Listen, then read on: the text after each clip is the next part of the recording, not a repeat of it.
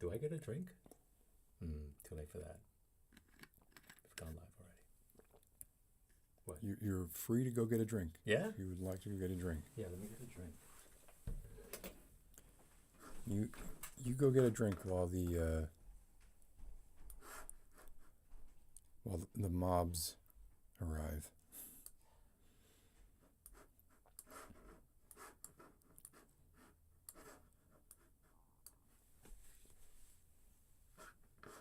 Happy Friday.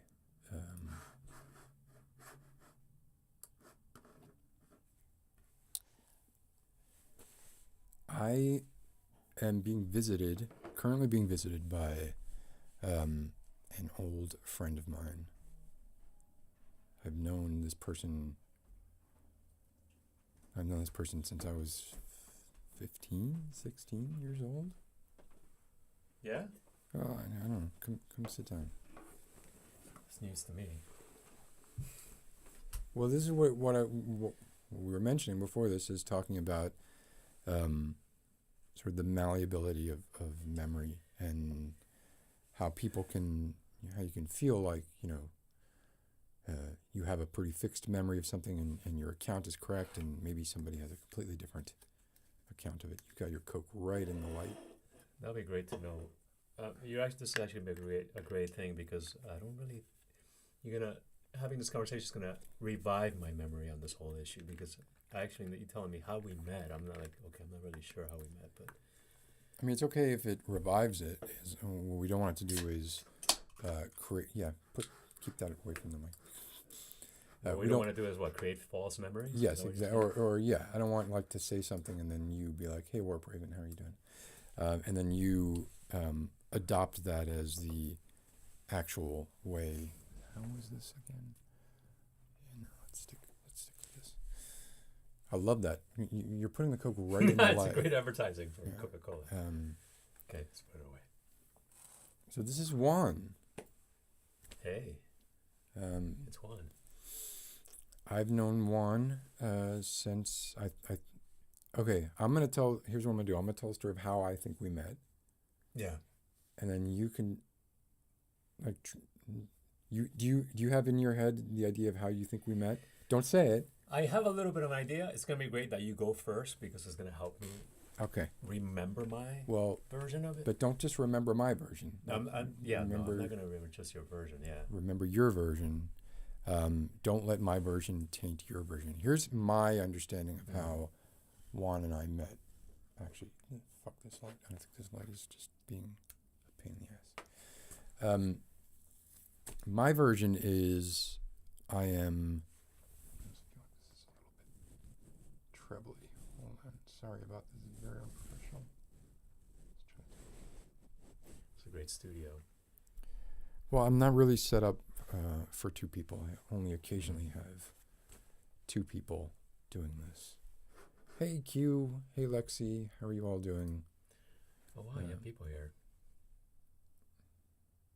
Yeah. Control Freak Sailor? Who is that? There are 8 people here. 8 people here. Q is a very good friend of mine. Nice. Who knows me very well. We're going to give my online name so people can find me online. Yeah. This is welcome Juan, who has told me for the last year and a half that he was going to upload YouTube videos. And you made your channel. Yeah. But you have not uploaded any videos. Well, it was not that long ago. It was at the beginning of this year, because the idea was to do it after. Well, no, we were talking about it Christmas. So Christmas, yes. So it was the end of last year. Yeah, so it's only been like almost a year. Crap, you're right.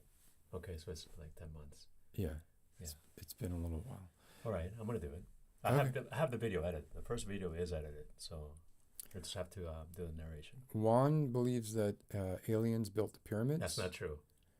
The pyramids are spaceships, and when we dig underground, we'll see like the bottom half of them. They're giant rockets extending to the center of the earth, and we only see the nose cone of them, right?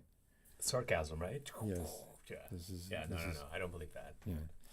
No, I actually think your beliefs about, or the things that you think Mm-hmm. and the reasons that you think the things that you think for why,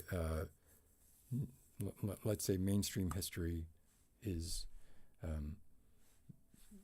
at the very least, not comprehensive. At the very worst, just grossly negligent, and or I don't believe it's a conspiracy to try and hide this shit. I think kind of what we were talking about before, like what you were saying, like people wanting to sort of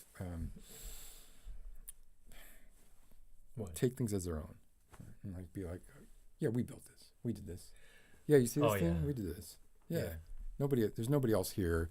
There's nobody around that's going to be able to contradict that. So Everybody claims what they credit for it. find. So, like the example we were talking about, so people know, is we were talking about the pyramids. So, we were saying that potentially, the idea is that the pyramids were there before the Egyptians, and that the Egyptians just found it, and that they claimed it as their own. And I'm fully admitting, like, my knowledge on this subject comes from one book, a giant book.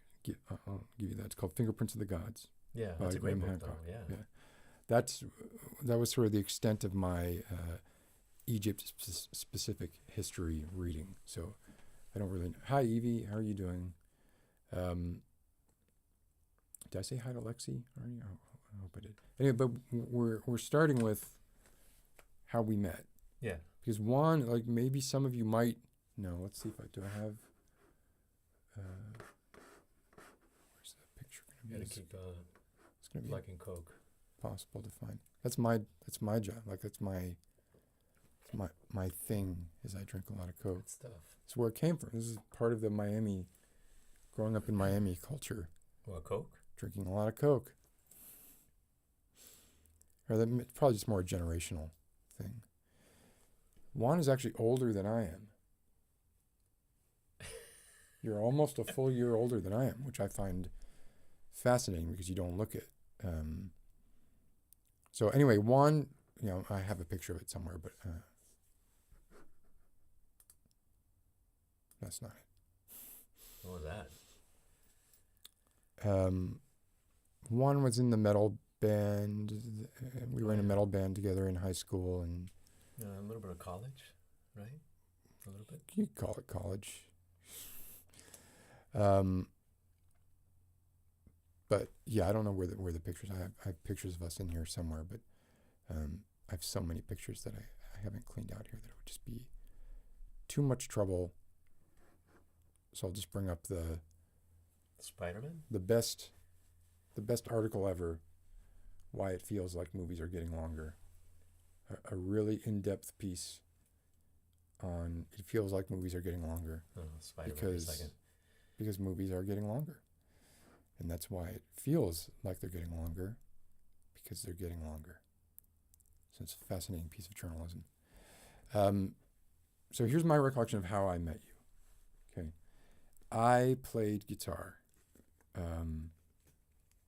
in high school. And I was in a little band in high school, I don't know, 9th or 10th grade.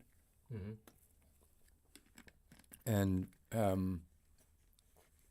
I had my circle of friends that I hung out with as I went from, I was in a super fancy private school, then went to a less fancy school as a result of my dad passing, and sort of the financial changes that came as a result of that, right? And a lot of my friends changed in that time too. I don't even know if I've ever talked to you about this, but Yeah, no, that's what I'm saying. I'm curious to hear this. yeah, but well, the point being, I made a lot of new friends, a lot of the friends that I had prior to, my dad dying, but more importantly, the social strata that we were in, right? There were different people, and as soon as that happened, it's like we were sort of ostracized. Not ostracized, but almost like it was an embarrassment, right? So most of my friends from when I was 14 younger, I didn't keep those friends, right? I don't talk to anyone that I knew, with the exception of, and I don't really talk to Tim that much anymore, but Tim was somebody who I knew prior to that event. Yeah. Who strangely, one of the reasons for that is he also went through a similar sort of financial strata change, and literally like we were both in this school that was super expensive, super like exclusive private school, and we both went to the a few steps down school from that after this event. So anyway, that's getting off topic a little bit. So I play guitar. I was just recently sort of in this new school. I wasn't really like finding my place there or anything like that, but I did have a few friends. One of those friends was the aforementioned Tim. The other one was this kid named Jason. Yes. Yes. So I remember playing guitar in a room, as you do, like as a 15-year-old or whatever, in a room with Jason. And Jason turned to me and he said something like, yeah, you're pretty good. I only know one person who plays better than you. And so immediately I was like, oh yeah, who's that? And he said, Juan. And I was like, well, then I got to meet this Juan. And so that conversation happened a couple times. And now, see, my recollection of actually first meeting you, for some reason, this has to be wrong, but my recollection is it's a parking lot outside of the Miami Space Museum and Planetarium. In the parking lot there, and I can remember sitting on a wall there and talking to you, and you said something like, I can play the solo to Damage Incorporated. You probably didn't say it like that, but we were talking about like what we play or whatever, and you're like, oh yeah, I play the solo to Damage Incorporated, which for those of you who don't know, Damage Incorporated is a Metallica song. It has like a pretty fast tremolo picked solo that's, I mean, at the time that was like, I remember being like, oh shit, that's pretty cool. I don't think I'm at that skill level. And then you were also telling me that you had written some music, and at that point I had not written any music at all. So I was like, oh, or maybe I had written like some acoustic songs that were just like, folk imitation songs, but they were not very good and not like to be developed into anything. So I remember being like, okay, so here's a guy who plays guitar, purportedly plays guitar better than I do, and is writing music and likes metal, which at the time that was like what I was into, metal, Metallica, Slayer, Anthrax, Death Angel. Just heavy music and guitar, Yeah. And then I remember you had already been playing with a drummer, Joel. Yes, that's right. Yeah. And you invited me to come over and for us, the three of us to play. And then Okay, now it's coming back to me a little bit, yes. Well, but so let me just get to like one point, and then I'm going to be like, okay, now what's your recollection, right? So we would go to this kid Joel's house, who was a liar and a thief and a piece of shit. And he stole my equipment. I left my guitar equipment over there, and he sold it. What a dick. Yeah, but for a little while, like things were okay. Like I thought he was a pretty good drummer, and I remember he got me into like Sepultura, some of the kind of heavier, thrashier stuff. So played with him a couple times. I remember Zave coming over. He wasn't the first person that came over that was playing bass, but Zave ended up being the person that we settled on to play bass. Yes. And then Joel stole my equipment, and or there was a falling out. Like I think everybody had a falling out with Joel. And then he wanted to kick me out of the band, actually, I think. Joel wanted to kick you out? Yes, I think he wanted me out of the band. Yeah, even though I started the band. He wanted you kicked out? Yeah, I think so. Just so he would have more control or something? I think so, yeah, probably. Okay, well, so whatever happened then, we were Sans drummer, right? Oh, God. Your Siri or whatever is... Yeah, turn that shit off. And someone at my high school knew that we were looking for a drummer, suggested to me this kid named Jeff, who was 14 at the time. Right. And then I remember, but here's like a core memory that I have that to me is, it has to be fake because it feels like a movie. And again, like I'm gonna stop it. I feel like I'm talking a lot, but I'm close to stopping and then saying, now you go, right? Yeah. I remember you and I going to Barney, this rich kid's house for a kegger, right? Some party that he had, and we were looking for a singer, and you knew about this guy. I had not met this guy. I did not know who he was. But I remember going into this room, and my first vision of this person was he's standing on a coffee table singing an Iron Maiden song with like a beer in his hand, a cappella. Maybe it was playing on the radio in the background. He was singing along with it.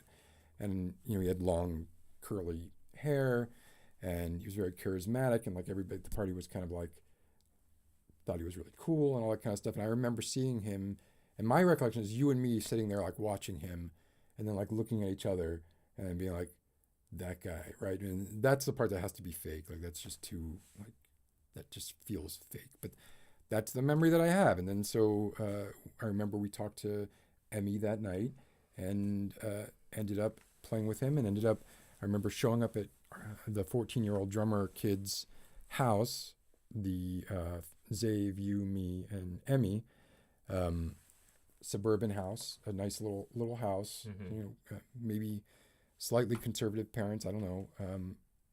I don't think they liked us like at first. I think they were a little bit like, oh, what's going on here? He was already in a band that was like, I don't know if they were like a religious band, but they were kind of like, they might have been faith-based in some way. Who was? Jeff was in a band called Cobalt. Oh, okay. And we stole him away from that band. And then Jeff's parents ended up being like amazing. His dad built out the garage into this crazy rehearsal space with like TV and a couch, and we would just go there to hang out. Yeah. And then thinking about this now, like I'm thinking like, man, that's like special, because like we would just go there like almost every Saturday. We would be there basically every Saturday. And maybe we'd be practicing, maybe we wouldn't, maybe we would just be hanging out, like sitting on the couch talking shit like we would do, or there was basketball, we would play horse or something. And then we would ended up playing in these fucking converted warehouses where people were serving beer without licenses, and the Rock Box. The Rock Box was one. There were others, there were though. A few of them, And that's where all ended. That's the very early stage of it. But I'm curious. Like, don't just say like, yes, that's right.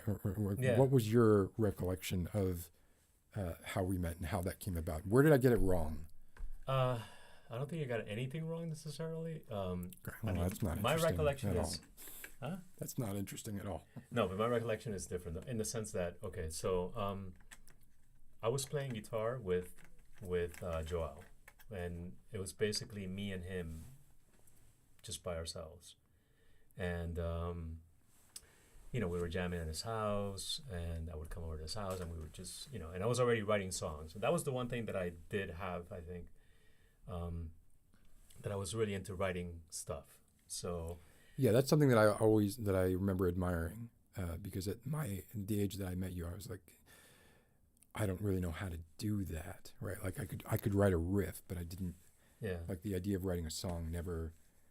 And I have a very specific memory about that with you that I'll share, but you keep. Yeah. So I mean, I've been playing guitar since I was a little kid, so I was always into writing stuff, and I always thought that, I wasn't necessarily the best guitar player, but I thought that writing songs would be my thing, so I can play rhythm, whatever. And actually, the memory that you said that I could play the solo for Damage Incorporated, I don't think I said that, because I don't know how to play that solo. So I don't know where you're getting that memory from. That's so weird, because like that is like in my mind, that it was like you were the kid who could play the solo from Damage Incorporated. Dude, I can't play that solo. I mean, hold on, wait a second. It just starts on the 15th fret, and it's like it's tremolo. It's easy. It's not a difficult solo, but at that age it was difficult. Yeah, I just don't I don't remember saying that. You might not have said, hey, I can play the solo for Damage Incorporated, but when we were talking about what we play, maybe you were like, yeah, I play a lot of Metallica, play Damage Incorporated, and maybe I was like, oh yeah, but probably not the solo. And you're like, no, yeah, I think I can do the solo or something. Something got that into my head. And I remember also like For Whom the Bell Tolls, which is not a difficult song to play, but that was something that like we played very early on. But anyway, go on. I mean, I can definitely play a lot of Metallica songs, and at the time I was playing them and trying to learn the solo. So I wouldn't be surprised that I could say that I could probably play a little bit of it, but that was not my forte necessarily. So Writing was your forte. I mean, writing was what I focused on mostly, and I wanted to write songs, and with Joel we were writing a bunch of stuff, and I would come up at his house and we would write a bunch of riffs. And You came up with a riff. You played a riff like it was one of the first riffs you ever played me. And you played it for me, and that riff has permanent resonance in my head and has ever since that day. Hand me that guitar, because I'm gonna curious to see what this is. try not to Oh, hit wait a anything. minute. Is this the Van Halen sounding one? No, it's not. Probably is. Does it sound Van Halen to me? I don't know. It's Let's see.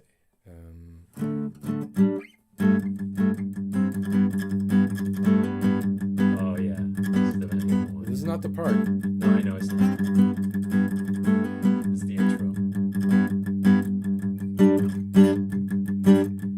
Something like that. And so I remember you playing this for me. I was like, okay, boring.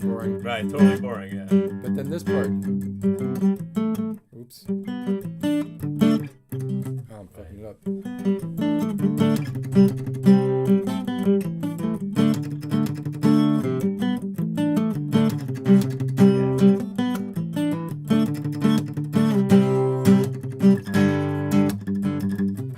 Something like that. Yeah. It's this part. Yeah.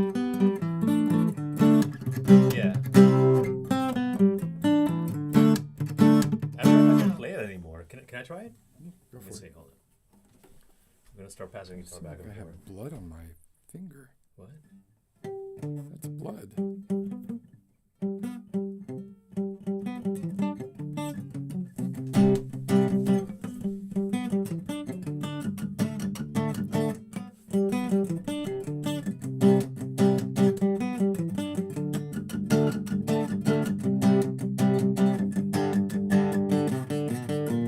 Wait. So I play your own song better than you do. That's. Yeah. But here's Yeah, here's a well. quick question I have. And I don't want this to turn to like a guitar playing thing, but Yeah. is this something that I did that I perverted? Because I remember it as being. And then the second time, You made that up. Yeah. did I? Yeah, I think so. Fuck. I think so. Okay, well, Yeah. that's what I thought. Anyway, back to the story. Yeah, it's not a guitar clinic. Right. So I was saying, right? I mean, so continue. Yeah. So I guess I was just with Joel and we were playing, and yeah, and then my friend Jason. I mean, we wanted to make a band, and I think my friend Jason said, "I know Scott, and he plays guitar, and he's the one that introduced me to you." And I guess you came over and you started playing with us. Do you remember it being in a? Do you remember the planetarium parking lot meeting? I don't remember that. The Miami Space Planetarium was like a very famous, like kind of hangout for like everybody in the Miami area, right? Like everyone would hang out in those parking lots or go to the laser light shows in the planetarium and then hang out afterwards. Is that what we were doing? We were doing laser light show. You think? Maybe we went and saw a laser light show and we're hanging out afterwards. But I remember hanging out there in the parking lot, even without doing that. Like Yeah. just, it was just like one of the places you'd go to hang out. It's kind of weird. What would we be doing there? I mean, when you're that age, you drive somewhere where there are people going to things, Yeah. and you see the people that, it was just like a place for teens to congregate and plan their next move. Back then, the Grove, Coconut Grove, was an area in Miami. Back then, it was really like a hip area to be. Yeah. So I think that might have been like if we were hanging out in the Grove, that might have been, I don't know. I just remember sitting on a wall, one of those, those coral rock walls that the rocks are super porous and it's uncomfortable, and talking to you. Now, I remember that as being our first face-to-face conversation, but I could be wrong. I wish we had phones back then so that we could have Well, we did recorded. have phones. No, but I'm saying like phones with cameras so we can like film stuff and then have more solid memories of these events. Because now everybody's know, recording man. everything all the time. Yeah. I mean, is You know, that so better? memory can be more. Is that uh, better? Is that I better? don't know if that's better inherently. It is. I actually like that because you can record things during the day, for example, and then it's kind of like a little diary. I mean, I like the ability to do it. I don't like the predilection and the sort of obsession with doing it over being present in the moment, you know? Yeah. But anyway, okay, Yeah. so our memories of how about Emmy? Like, is my memory of Emmy and that party, is that something I made up in my head? I know meeting him at one of Barney's parties is not made up in my head. No, that's for sure a memory. And I've known Emmy for a long time. I knew Emmy before that because of we were going to the same school. You both went to Gable's house. Yeah, we were going to Gables, and I knew he could sing. Which is Yeah. where the Madonna video, True Blue, or True Love, wait, True Blue, Baby, I Love You. There was a Is it? Madonna video filmed at that high school. Really? Yeah. I didn't know that. I went to a high school where a Nev Campbell, Matt Dillon, and I forget the other it girl's name at the time. It's called like Pretty Dangerous Things or something like that. Evil Things. I don't, Is this your preppy school? that was the preppy school. Oh. Yeah. Yeah. So, okay, so we met Emmy that way, or I met Emmy that way. Do you have any recollection of him standing on a coffee table singing Iron Maiden? I do remember him singing a lot of stuff. Olivia's got it. What? Shit, where's my... What? Yeah, Wild Things. That was the name of the movie. Yeah. It was filmed at Ransom Everglades School, which was the ritzy school I went before my dad killed himself. I did remember you telling me that. Well, I mean, obviously I know that, but yeah. Yeah, this isn't news to you now. No, it's not news After- to me now. It's not news to me. But yeah, that was a crazy thing to know about you back then too. Yeah. I remember your car. What kind of car was that? Scirocco? Short? Oh yeah, Scirocco. Yeah. Was it actually a Scirocco? Yeah, it's a Volkswagen Scirocco. Yeah, you had a very distinctive car. It was like a hatchback. It had like Yeah. things on the... I love that car. Yeah. Wow. Okay, so then here's another core memory I have that for me was like a key moment in like getting me to write stuff was we wanted to have a couple of songs, like we wanted to be writing originals with the new group, right? Yeah. More as a group as well. And I remember this happened at my house Yes. in the bedroom. Yes, I remember that. We were working on a song, which ended up being like the first song we recorded. You were writing the music, I was writing the lyrics, and trying to come up with the melody, right? And I remember I came up with a melody, and you fucking hated it. You were like, "That's all," and I hated it, Yeah. and you hated it, and I hated it. And then I remember like having a light bulb moment that was just like the syncopation, like it was literally like I was doing the syncopation along with the guitar. And then I was like, oh, I don't have to do that, right? And it's Yeah. weird, like that was like a something I didn't understand or something for some reason conceptually. I was like, no, it has to be like if the guitar's going tick-a-dan, tick-a-dan, tick-a-dan, tick-a-dan, then the vocals have to be gonna get it, Right. and that's Right. the worst kind of shit that you can do. So then I remember like having that light bulb moment where I was like, no, it has to be offset from the guitar. It has to like play off the guitar instead of mimicking the guitar. Yeah. Something else I remember about that song Was that Planetary Injustice? no, that was Survivor Type. Survivor Type. Okay. Yeah. So yeah, I that- remember the melody was awful at first, and I could tell it was bad. Yeah, it wasn't that bad. It was. Well, it was just not good. It was not Alright. good. Fuck you. But I don't know if it was your melody. I Yes, don't it remember was that. me. Okay. I was writing Survivor Yes. Type was the name of a Stephen King short story that I was a big fan of. That's right. I wrote the lyrics and I was coming up with the melody. And I remember your fucking face when I was like, "Here's the melody," and I was just Yeah, like, I "Oh, fuck." cringed immediately. Well, that was great though because then that pushed me. Then here's Yeah. something else. I remember then we had like the chorus, and I was showing it to Emmy how to sing it, right? Mm-hmm. And he fucked it up. He fucked it. I remember this as clear as day. Mm-hmm. He fucked it up. And what this kind of goes back to what we were talking about, like people claiming shit as their own. He fucked it up, but what he did was better. And then he looked at me, he was like, "You mean like that?" And I remember being like, "Yeah, Exactly. that's exactly what I meant for Yeah. you to do." But it wasn't. Like Yeah. it was, what he did ended up being, I thought, much better. That was in the chorus, right? Yeah. Yeah, I think I remember that. Yeah. And I don't think I admitted that. Oh So God, why won't yeah. you let this be? Yeah, because it was like, again, the syncopation was just like the guitar was going chan ticka chan ticka chan ticka chan chan chan, and the melody that I had come up with was which was, you know, Should I play the riff so you can hear? no, we don't need to play No? the riff. No guitar We don't need to, on this we don't need to podcast? keep but it was like a, for me it was a very much like a, it was part like fake it till you make it, because I was like, I was hearing other people do stuff. I was hearing you do stuff. And then like, instead of being like, "What's that you're doing? Tell me about what you're doing," I would just instead like look at it and mimic it and then be like, yeah, I do that. Yeah. Like it was very much like I remember we had like some competition going on. Yeah, no, there. which was good. It's like, okay, let's try to make. Yeah, we were who can just write- like Lennon and McCartney. It was exactly Totally. like Lennon and Totally. McCartney. But yeah, that did end up helping. And then, I've actually played the talent show video here of us playing the talent show You at have? my school. Yeah. You played it? Yeah, it's Wow, here. okay. It's one of Oh these. God. I'm not gonna. It's long. I'm Okay, good. not gonna play it now. But maybe I deleted it. But I mean, I have the video here somewhere, where I was the only kid that went to that school. The rest of it was a little bit weird, right? Like most of the people in that talent show, they were Tim was there, all in the school. right? Well, yeah. I mean, everyone who went to the school Yeah. was there. But what I'm saying is like, Yeah.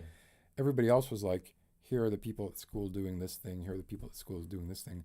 For us, it was, hey, me and these 4 other dudes who don't go to the school are going to do this thing, right? And I remember like feeling like that got me a lot of cool points at the time, right? Like people were, people held me in higher esteem in some way, like after that event. Because we rocked. I think it went, for being 17, Jeff was 15. I'm sure one of us was 16, and whatever. For that age, I think it was. I mean, he was a It's great pretty cool. lead singer, and he was a good front man. Yeah, it was very good. So he really held it down, and that's important. Yeah, And we can play. I mean, we could. yeah. You messed up in that I did. that talent show. Yeah, What did I play? What did I do? you just played a wrong chord, like at a very key moment in How Would Be Thy Name. Never will be forgotten or forgiven. It's forever on digital. It sounds like I did. But it's all right. Zave screwed up the The solo. got the time. Oh, yeah, that's right. bass solo. So Right. yeah. So That was funny. we all made mistakes, except for me. I guess I didn't make any mistakes. You didn't make Interesting. any mistakes. Maybe you Interesting. forgot. Maybe No, your no, memory I- is malleable in that sense. Well, I mean, I've played the talent show. I've watched Yeah. it, Oh, that's right. You have seen it. and I've been like, Okay. I did pretty good. Yeah. Jeff did pretty good. Juan, B. B. Zave, B minus, because B that minus. was like, that was a pretty prominent part. Although That people, was a prominent part. I don't think anybody knew that it was messed up, right? Like because nobody really knew what it was supposed to sound like. It's not like we were playing popular music true. really at that time. Yeah. So Not radio friendly. yeah. So that went on for, I don't know, a couple years, something like that, right? I got my first credit card and spent it all on a reel-to-reel 8-track, and then we recorded like a full length. And back then, there were all these rip-off artists who were like, send us your tape and we'll do the artwork and we'll send you 500 cassettes. And so we were like, oh, we can make our own album, we can self-publish it, and we can sell them. And I don't think we sold that many. I remember having a drawer full of them, and they never really went anywhere. The recording quality was just not very good. Right? It was just like, it was the first time I had ever recorded anything. So I was learning the equipment as we were doing it. It was 8 tracks on a 1/4-inch reel-to-reel So like it wasn't really much wider than a cassette tape, and trying to fit 8 tracks on there is not a great idea. You're not going to get like good fidelity there. I didn't know anything about mic placement or production. Really, we were kind of learning as we went. We did spend a lot of time on it. I remember like you coming over, Yeah. and we would like spend a lot of time tracking stuff, but just the sound quality I think was just not that good, particularly on the drums, right? It's just tough to record that kind of stuff. You know what I mean? Get the sound right and Not now. It's the not. quality and the microphones and all of that. Now, but I mean, back then it was hard. It's amazing to me that like we spent thousands of dollars on that stuff now, and for capabilities that's not even close to what we could do in GarageBand. If it were today, Yeah, and it's the cool. sound quality wouldn't come close to that either. So it's pretty. I find that pretty Yeah. remarkable, and that's where a lot of music is coming from. Are you a fan of like Polyphia? Have you listened to Polyphia? I have listened to Polyphia, yeah. Are you familiar with like how he writes? No. So he writes in a fundamentally deconstructive way.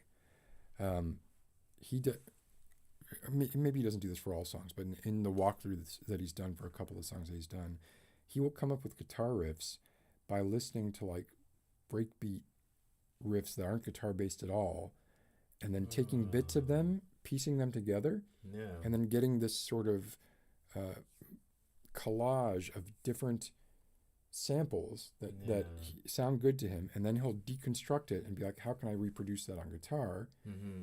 That's why like a lot of what he comes Oh up my God, with, that makes so much sense now. it doesn't sound like Yeah, I was wondering what his process was, because it was so like syncopated and so like arpeggiated and very just, strange. yeah. Not what you would typically think for guitar. Okay, that makes sense. That kid's a genius, right? Like a kid's well, he's actually not a kid. He looks a lot younger than he is apparently, but yeah, they're really good players. Whatever. So yeah, I was curious about that. But like, yeah, he was talking about his process, and he's like, yeah, and then I went on Fiverr and I paid this guy $100 to whistle a melody, and then I put that in, and then I called this other guy and I had him send me some stuff, and he was just assembling it. He uses Ableton as well. And just like even the process of it was like inherently not that collaborative of a process. And then he's like, and then I present this to the other people in the band, and they essentially like have to reproduce what he has created Yeah. in a lab, right? Like, so in a way, what they're doing is almost like playing covers of things that he created. He's not the only one who writes stuff, but in And I guess this process is so unique and so kind of weird that it's hard for maybe the other band members to actually contribute, because they're I not don't used know. to doing what he does, you know? Yeah, I mean, I think the other guitar player does contribute quite a bit, but I Maybe think maybe he'll get more into it as time goes by with well, the band. they've been around a lot longer Yeah? than people How long? think. They just only recently got more like technically weird, so their star has risen, but they've been around for years. They've been playing No, live no. for a long time. Anyway,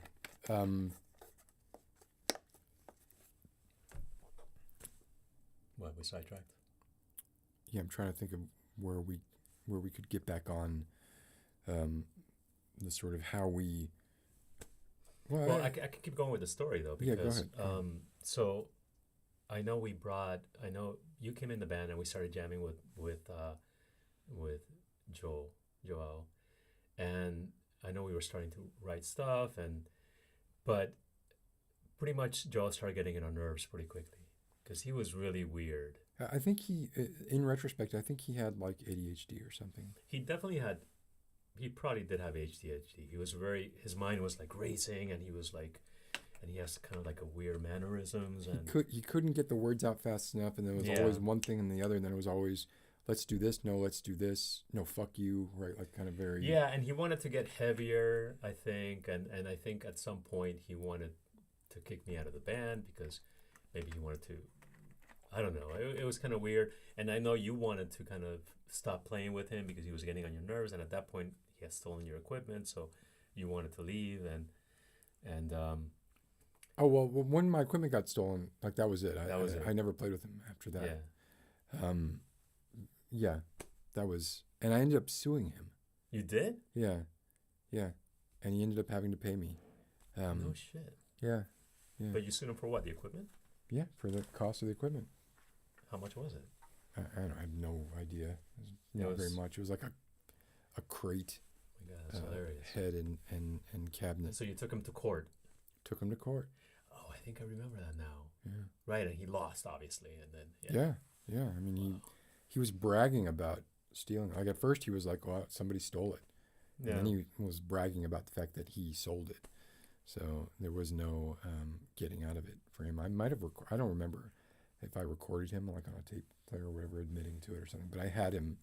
Like there was no way he could get out of it. So fuck that guy. Yeah, so we basically, I wanted to leave because he basically wanted to kick me out. So he wanted to kick me out, and you wanted to leave him. So we kind of just. I don't left. remember him wanting to kick you out at all. I don't remember that. I remember that, but he was just being. I think he was just trying to take control over things, and he wanted to, and then he wanted to play heavier music, and I don't know. He was just like, I don't know. He was just a weird kind of person. He was not reliable. Yeah, he was not reliable. So we were. I was happy to leave. You were happy to leave, and then we found Jeff. Right? Yeah, and that couldn't have been a better turn of events there. Like Jeff, Yeah, that was great guy. Yeah. Still a great guy. Right? Yeah. He is.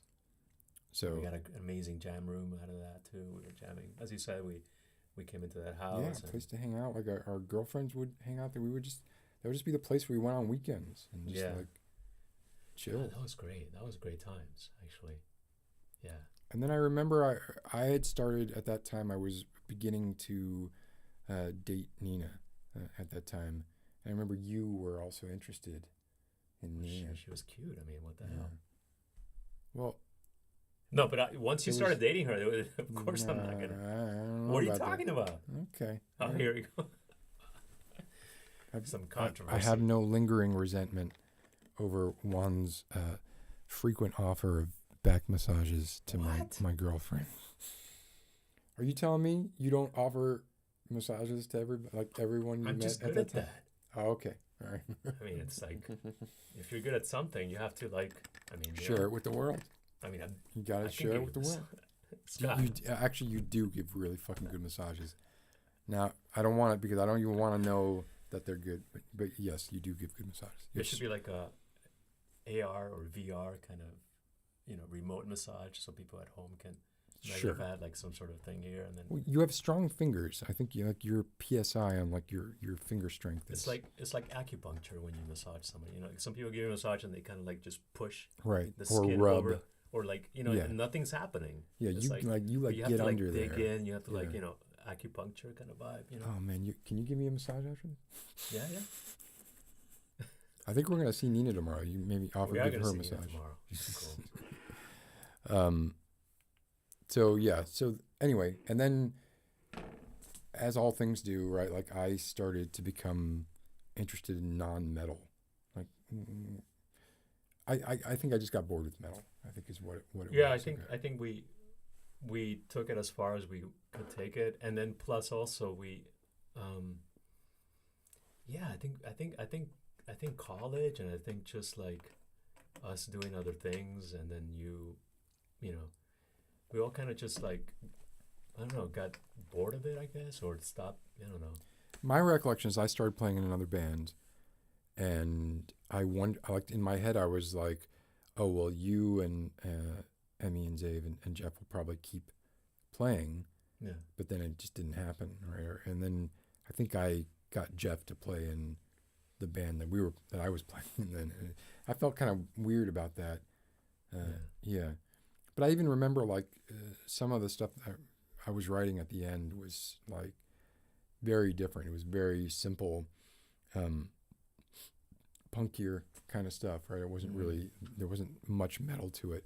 And I think you were going like the other way. Like your stuff was getting more and more intricate and sort of, lots of like breakdowns and then interludes and then circling back around and weird time signatures and, even like dissonant notes and stuff, which I thought that stuff was all cool, but I think at that point, I was just somewhere else. And the funny thing is that at that time, I think metal started kind of going off. Right. Like it wasn't Grunge. Becoming as popular anymore. Yeah.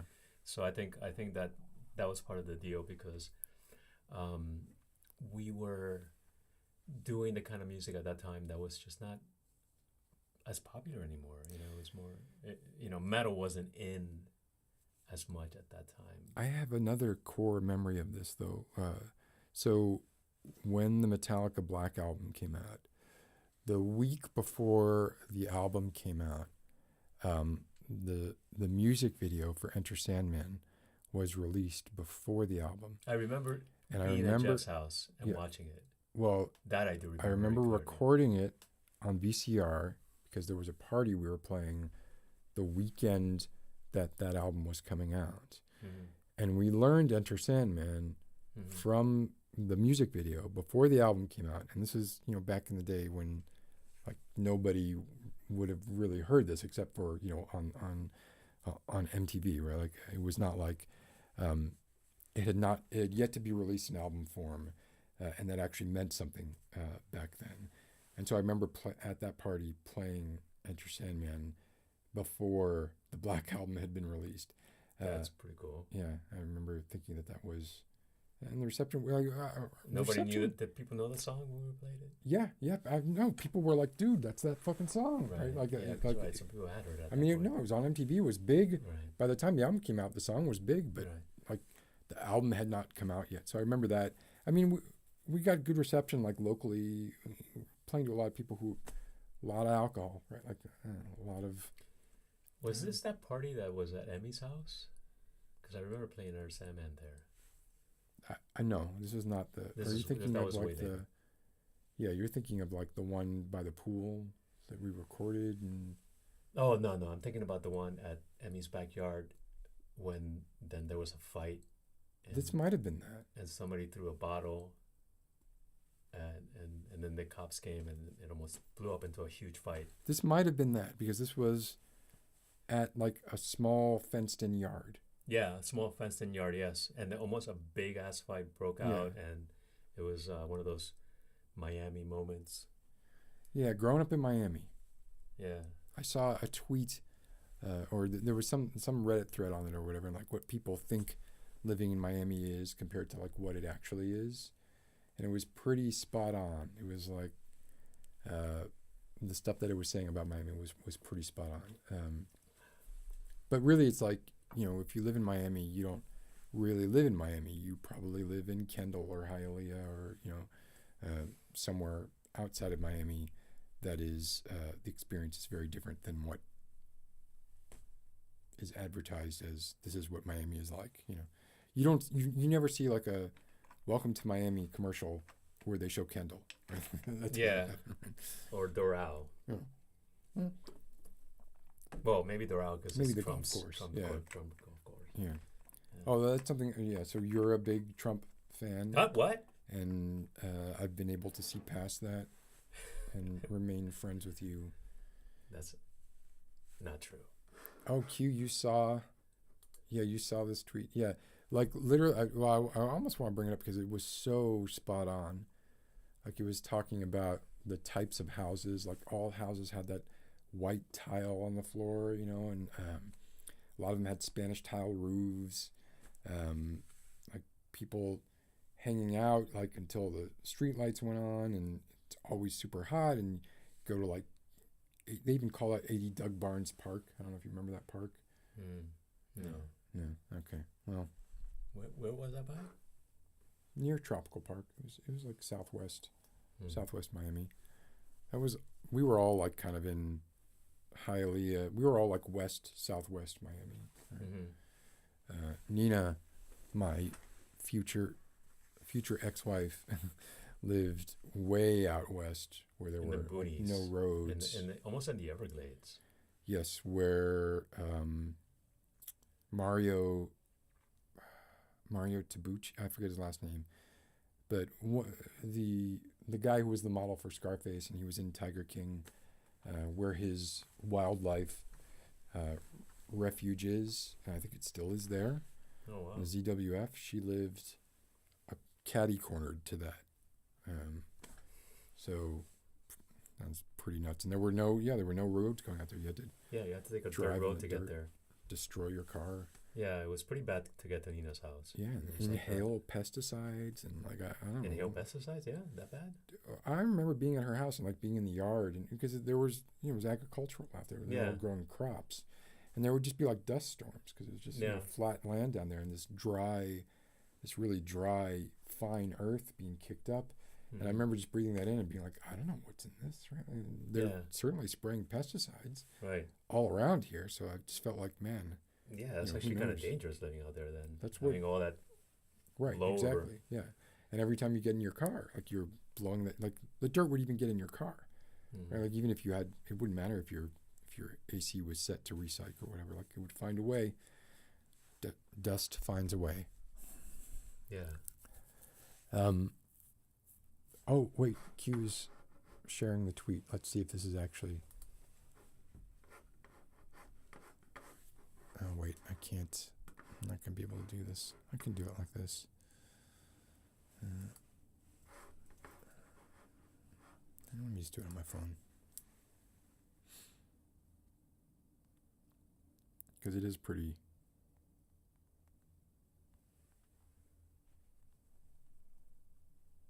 spot on. Yeah, what's the real Miami to you? I saw a TikTok montage of Miami Beach, Brickell nightclubs. Well, let me read it. Don't get ahead. Outdoor scenery, etc. All the comments were something along the lines of, "This is not the real Miami. I wish this is how Miami really was. Visiting is different than living here. My question is, what is the real Miami to you? What do you see that the media never portrays?" And here is the answer.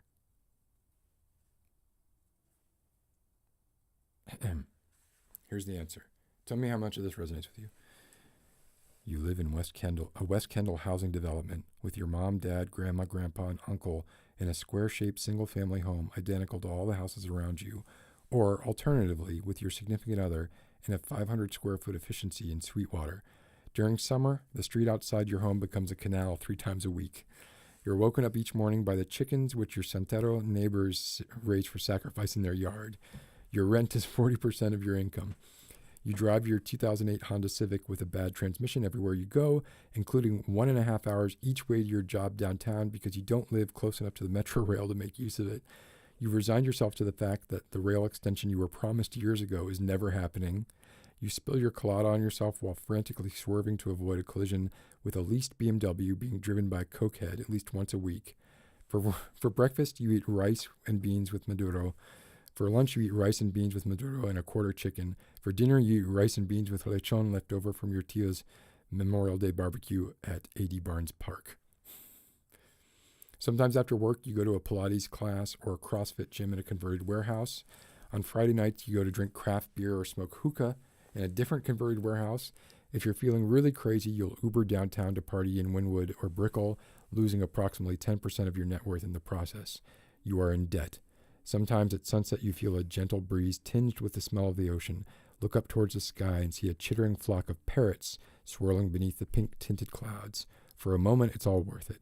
Then you're struck in the head and killed by a leased Audi being driven by a cokehead. Yeah.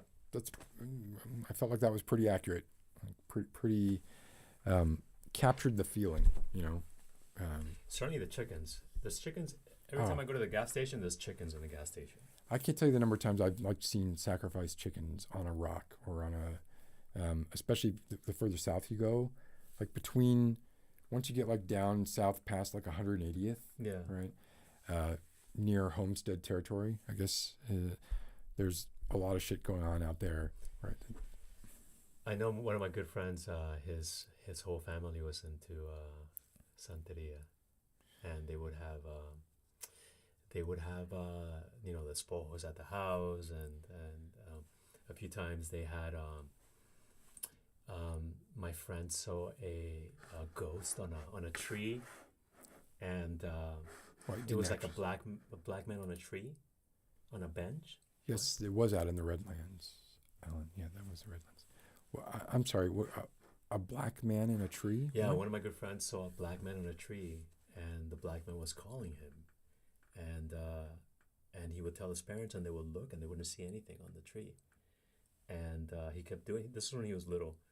and he told his family, and then his family brought in one of the aunts who was into, Santeria and all of that. Mm. And basically she said, oh yeah, there's a ghost there. And then she said, dig under the branch. And they dug under the branch and they found a pot with bones, with all kinds of weird things in this pot. And apparently there had been some sort of magical spell cast, and they had buried it there. So they took out the pot out of the ground, and then she asked him Human bones. They were animal bones. Okay. Animal bones. And then they asked, then the aunt told my friend, who was very little at the time, told them to go into the house and sweep in a certain way out of the house. To sweep the spirits out. Yeah, like some sort of sweeping thing. And then basically he had to make some concoction and then all kinds of things, right? And then apparently after that, he never saw the black man on the tree again. I don't know. You're saying black man. I don't understand. Like, when Well, it was that's what it was. I mean, it was just an African American person on this tree, and then it was calling him. And Huh. it was maybe it was some, who knows what it was, but something had happened, and they had done something on the ground, and Yeah, my sister's neighbor currently is a Santero, so there is like that. I mean, that shit's pretty endemic in Miami, I guess. it comes from Cuba. Well, Not all of it, but some of it does come from Cuba, and of course that comes from Africa. So there was it just comes from Africa. I don't know what the history of it is, but where are your origins? Your far back origins? well, my parents are from Colombia, so my parents are from Medellin, and And what are they famous for? I don't think they're famous. Medellin is famous. Oh, Medellin, yeah, well. Oh well, I mean, yeah, I do have. Infamous. Yeah, I have had my experiences, and there are things that happened in Medellin. So Yes. have you gone back to visit? No, I haven't been back in a while, but I'm actually thinking of going back this December just to hang out and just to be there. I haven't been there in a long ass time, and I want to actually go back to San Andres because my family's from Medellin, but I basically I was born in Miami, but then we went to San Andres, which is a little island off of Nicaragua, but it belongs to Colombia. And my mom and my dad just moved there, and they had stores, and they were business people. So I grew up in a little island. Was that where your mom and dad were from? No, they were from Medellin. Oh, so sorry. Okay. Yeah, so they're you from Medellin, but then they just went to San Andres and just to have a family there, and then they had some stores. So I grew up in a little island, and then after that I moved back to Medellin. I was there for a couple of years, and then I came to Miami. When did you come back to Miami? How old? 'Cause I don't remember this. I came to Miami when I was like 9 or something. Oh, it's okay. It was like 9, but then I went back to Medellin. I was there until I was like 14, and then I came back to Miami again. And how old are you now? 50. He's 50. Yeah. The combined age in this room is a century. Yeah. Yeah, but You disgust me. we're probably gonna live to be 50 years old. 150 if AI. Yeah, you mentioned that. I don't think we're... What? You mentioned that, but like the idea that like eternal life is just around the corner No, not has been eternal just life. around the corner. Not Well, eternal life, but certainly I extremely think long life. The idea that has been just around the corner has been just around the corner for a really long time. Yeah, but we're approaching the singularity, Scott. You know that. Oh my so God. we're gonna be able to. Some crazy shit's gonna go down in the next 10 years. Like, I mean, obviously, hopefully, good crazy shit, but That's yeah. It usually is good. Crazy. right. Usually, crazy shit is good, right? It's usually so good. But yeah, there's gonna be some cool stuff happening. So No, I believe Elon Musk is going to live a really long time. yeah, Oh yeah, sure he will. well, he has the money to do it. So I mean, look at Donald Trump. How the hell is that guy? Hagrid died today. Did you know that? Who? Robbie Coltrane, Hagrid from Yeah? Harry Potter. No way. Yeah, he died today. I didn't know that. Hagrid passed. Hmm. Yeah, he was only 72, Hmm. which means when he made the first Harry Potter movie, he was our age. Wow. What year was Harry Potter? Like 2001, wasn't Yeah. I it? forget. Oof. That's not a great thing to think about. Scott, stop thinking about age. It's all I ever think about. I know that's all you ever think about. Yeah. You gotta stop thinking about that. So I've known you for like 35 years. Yeah, it's crazy. Time is crazy. If there's anything in the life that's crazy, it's time. Aging is crazy. Yeah, I think aging is funny because I think the whole point of aging, obviously, is to have a limited existence so that life doesn't become boring, I guess. But as you age, I think the street narrows, right? And your choices narrow, and it forces you to expand. Because if you don't expand and you don't grow, then you fall off. In other words, like when you're a kid, you can do whatever the fuck you want. You can eat whatever you want. Oh, yeah. Yes. You know what I'm saying? But as you get older, it forces you to eat better. Yeah. Because your body's forcing you to do that. So I feel it pushes you to growth. Yeah, I guess if you know call what I'm that saying? growth, right? Like it's like trying to maintain.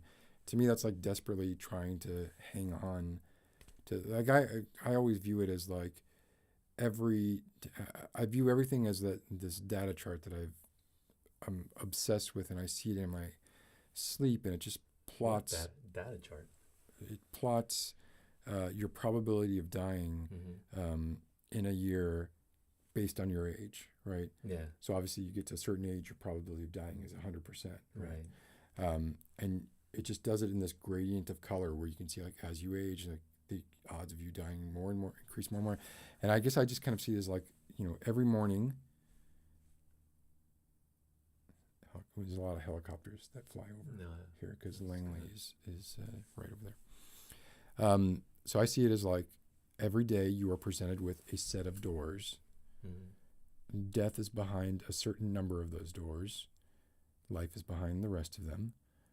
And every day the doors are renewed and a couple extra death doors are thrown in until, as a youngin, you're facing, thousands of doors and maybe only one of them has death in it. Mm-hmm. And by the time you hit Robbie Coltrane's age, maybe half the doors have death behind them. And then eventually every door does. So, you know how they say like every time a door closes, a window opens? Yeah. Yeah. Let's reconcile those two metaphors and see what we can come up with. Yeah, no, I have a very cynical, nihilistic point of view. You have a much better point of view of life than I do, which is why I think that attributes to like your sort of youthful appearance, and also like if it's not disclosing too much information, like you've always had like your cholesterol's always been good, always been, No. and you don't watch, or you historically you have not been someone who watches what they eat. You know what it is? I think I don't eat a lot. I think that's part of the. I think that's a big. I think deal that's a too. big deal. Yeah. Not eating a lot. Like if all you eat is a hamburger, but that's all you ate Right, that exactly. day. If you just one hamburger, Yeah, I mean, you're good. Right, and there are studies that have shown that like Yeah. the number of calories. What really matters is the number of Calories actually is the key. Apparently, low calorie intake is one of the ways they make flies live Yeah, longer. longevity is like a near starvation diet, right? Yeah. Which is always fun. That's a great way Near starvation diet. to live. Yeah. No pleasure on foods and. No, or you can have it once a day. You can have something. Yeah. I don't know. Anyway, so Juan is on a trip. You're exploring the entire East Coast. Well, I wouldn't say entire East Coast, but I would say like New York and Boston. Went to New York, Boston, Quebec, Montreal, Quebec, Ontario, and couple of little places there, and then back to Boston to the falls. And So you like flew to Boston and then drove? Like how no, just we went to New York, then we drove to Boston, and then from Boston we flew to Montreal, and then from Montreal we just drove on the bus across. Okay, got it. So you crossed into Canada by bus. Well, no, I flew into Canada, and once I was in Canada, then I Oh, drove. okay, gotcha. All right. Yeah. And how much longer are you out and about? Where That's do it. you go from here? I'm This is actually done. Tomorrow is my last day in New York, in Washington D.C. Wow. And And I that's go back the on end Sunday. of the trip. I'm ending the trip basically with you, man. Wow, that's sweet. Yeah, glad Well, to be here. Yeah, we're gonna hang out, and then tomorrow hopefully meet up with Yeah. Nina. Yeah. And I mean, have you met my kids? No, I want to do that. That'll be awesome. Oh wow, you've never met my kids? No, I don't think so. For some reason, I thought you had. It's cool to see Nina your goes kids, to man. Miami. I haven't seen Nina in a long ass time. I haven't seen Nina. I can't remember the last time I saw Nina. Wow. Okay, well, yeah, you give her a massage tomorrow. So that'll be great. I'm You want me to? quite happy with I'll that. give both of you a massage. One hand each. Yeah, exactly. Yeah, we like this. That would be great. That'll be perfect. Okay, well, thank you for hanging out and doing an ad. I didn't tell Juan that we were going to do this. I just Yeah. kind of sat him down and was like, let's do this thing. And you partook of an edible. Yeah, I did. Actually. How are you feeling? It's hitting me. I mean, can I have a little more? These are yours. These are Yeah. when people come, our guests here, they get lovely edible containers of gummies with 5 milligrams of THC per gummy. And man, I gotta tell you, like just based, smell that. It's good. That makes me want to eat the whole thing. It really is good, Scott. Hmm. Maybe you should try it. I've tried this. What do you mean? I should try it. I've had. You think I haven't tried it? Okay, I believe it. Edibles don't do it for. I need to smoke. If I'm gonna do it, I need to smoke. Edibles, they don't sit well with me. It doesn't matter what, if it's sativa or indica. It doesn't matter. They both have a negative effect on my anxiety. Smoking, on the other hand, has a decent. Yeah, you've never palliative been into. effect. You've never really been into smoking weed. You know. I was No. smoking weed before you guys were. I remember I was smoking weed with like Tim, and you and Emmy and Zave were all like pissed off at me. That's true because I actually didn't smoke weed in high school, and then it was only later on that I started doing it. Yeah. Yeah. But then you got into it for a while. I did. Yeah. Well, I'm not going to disclose stuff. Let's end this. Do you have anything you want to say to? Can I plug my YouTube channel when it comes out, even though it's not out yet? I mean, sure. Well, it is There's out, no actually. videos though. There's gonna be one video in a couple of weeks. There will be for sure. Literally what you told me last Christmas. There will be a video in a couple of weeks. There will be though. Now there is. I swear, Scott. Okay. I'm done with it. I'm done with the video. I just have to edit. Oh, it if you're now. done with it, then you're not done with No, I'm sorry. I have to add the audio the narration. narration. Okay, well then you should be able to do that in a couple of days and have it up by you're getting back on Sunday. I am.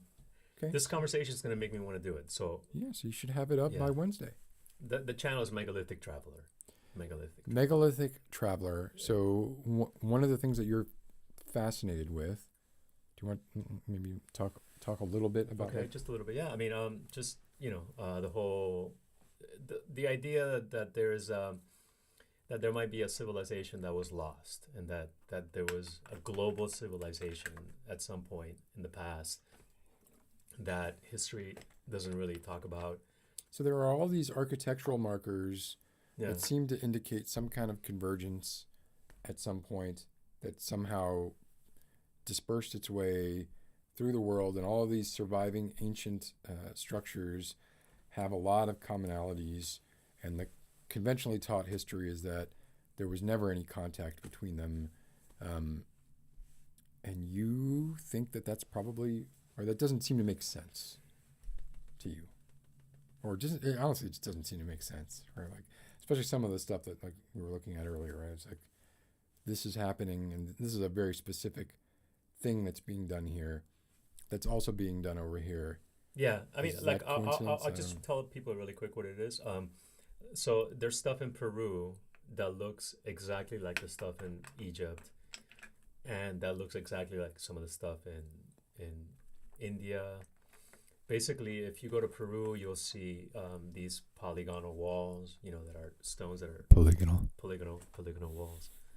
Yeah, and then they fit really well, and then they're like perfectly fitted, and then there's these little like knobs on them, like these little, how would you call those? Like, They're protrusions, right, and like then protrusions. there's indentations. Yeah. And to me, there seems to be a logical reason. To you, not so much. Okay. Well, no, but the point of that is that you see them in Peru, you Yeah. see them in Egypt, Yeah. and you see them in different parts of the world. Right. The same polygonal walls, with some of them with the same protrusions on them. Yeah. If I as like an explorer from another world came here, and then I found a Lego block in one part of the world, and then I went to another part of the world and I found another Lego block, my conclusion would not be, oh look, two separate civilizations seem to have created the exact same thing without meeting each other. No, my immediate common sense reaction would be, oh look, somebody created these blocks and both of these civilizations are using them. Like, to be really specific, if you look at the casing stones of the third pyramid in Egypt, the casing stones have these little protrusions on them that look exactly like the stuff you see in Peru, in a bunch of the polygonal walls in Peru. And the same protrusions that you see in Egypt and Peru, you also see them in India. And supposedly, regular history says that there's no connection between these cultures, that nobody from the period of the Egyptian pyramids had any contact with people in Peru, yet the stuff they were building looks the same. So where is that coming from? I wonder what the basis is for concluding that they had no contact. I would think the basis for that would be, well, one, maybe like, geographical limitations, but two would be lack of convergence in other ways, right? But this is literally like evidence of convergence. Yeah. So I don't. Yeah. I wonder if it's just resistance. Like they have the story the way that it is, and they're going to need a preponderance of or an orgy of evidence, as they would say, before they're going to actually admit to it. I don't even know who they are, right? I think what's happening is that a lot of this stuff has come out in the last 15 years. A lot of the sort of evidence and people going to Peru and people going to India and seeing the similarities have only started happening recently. So, and then the fact that regular history is so stuck on Christopher Columbus, and that's what came he here was awesome, and discover America, Christopher and then there was Columbus, nothing before that. All of that, the big C. All of that Columbus. is like orthodoxy in history. So it's all in the books. So, such a good guy. How do you rewrite all of that? And it's circumstantial evidence. We're talking about similarities in construction, but it's not like there's a written history that spells it out or whatever. So, I think it's just going to take a couple of more years to, maybe a couple more decades for people to accept it, and just to uncover the whole thing. But maybe it will never be uncovered. It'll be a mystery. I heard Elon Musk is working on a way to do that, so it should be fine. Elon Musk is I heard on that too? Yeah, the Boring Company is going to bore down beneath the pyramids, and they're going to collapse. It's going to collapse into nothingness. He's probably going to go to Mars and find the Mars pyramids, and then we'll know, dude, what's going on. Well, see, now you're starting to, right, because there are shapes on Mars that to some people appear to be pyramids, right? By the way, I don't necessarily believe in that. I don't know. It might be matrixing. It might be a lot of the stuff they see on the surfaces of planets, and they're like, oh, look at this little thing here. Yes, it's probably some little matrix visual thing. Who knows, right? And we are nothing if not excellent at pattern recognition. Yeah. And attributing like meaning to patterns, right? Yeah. And maybe like calling out parallels, right? Like everything's a face, like the face on Mars, right? Like that's a Well, that's actually an interesting one. okay. All right, here I mean, got him listen, going. it could be, or it couldn't be, because hey, maybe it was erosion. Maybe there are pyramids on Mars, and they're just heavily eroded. Mhm. Until we get there, until they put a rover on there, I guess we won't know. But then again, they have high definition satellites orbiting Mars now, so they should have really high definition images of all these places. I don't know. I haven't seen them recently, so I don't know. I guess I would consider myself the right amount of skeptical, but I guess I am pretty like cynically skeptical when it comes to anything like that. I just think that's it's all just especially when it comes to like faces, right? Like we see faces everywhere. That's Yeah. what our brains are evolved to recognize faces at like the most primal level. Like we have to know who our caregivers are from the moment we're born. Like it's super important. You look at any piece of wood, you Yeah. can find a face. You look at any recent drying paint, you can find a face. I'm literally like seeing the two lenses of the camera right now as like eyes, or like everything that I see that's shows any kind of bilateral symmetry. I immediately am like, looks like a face, right? Yeah. So I don't know. Feel like, but you have a few more of those, and you know, They're so tasty, Scott. but that's a problem. One, you realize they take a while to. I mean, you have experience with edibles. They're actually hitting me. Yeah. Okay. Yeah, they take a while to hit full So you're power. saying slow down. I mean, I'm saying stop. I'm not even saying slow down. But you know, you do you. Yeah. So megalithic traveler, right? You'll know it because it's the channel that has 0 videos, but we'll have a video on Wednesday. I didn't say Wednesday. Dude, put up just do a trailer. Oh, okay. You want to put up Do something? something. Okay. Do something. Yeah, he has Coke, and I didn't even. Oops. Where is my? This is it. I didn't even like. Was that the last Coke? I'll tell you, if that was the last Coke, I'm gonna be upset. I don't think so. Okay. No, I think you have more.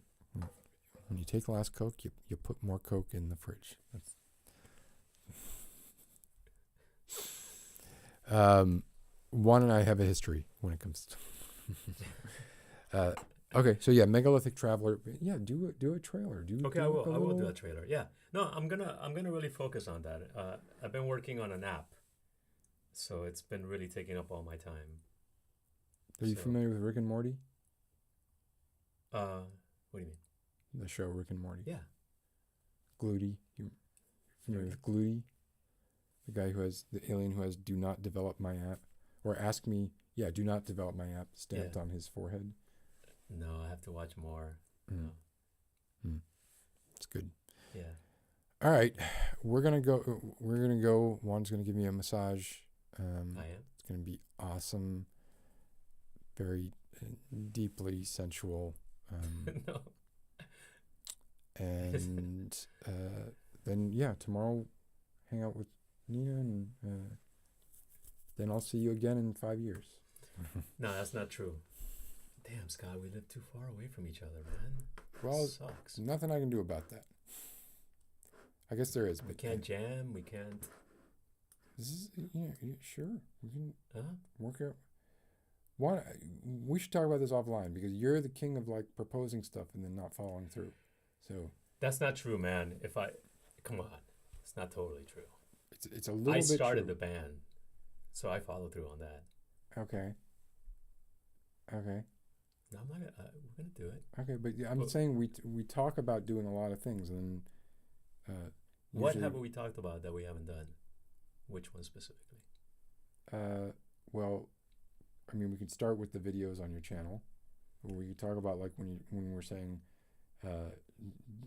working on something remotely, doing some kind of like. I'm totally down for that. There's a difference between saying you're down for it No. and then actually putting the work in to do it. What do you want to work on? You want to work on something? All right. Well, this is off. Yeah. This is off stream talk. All right. Thanks everybody for hanging out, and I'll see you all soon. And sorry there was not a stream this week. I had family stuff I had to take care of. Have a good weekend, everyone.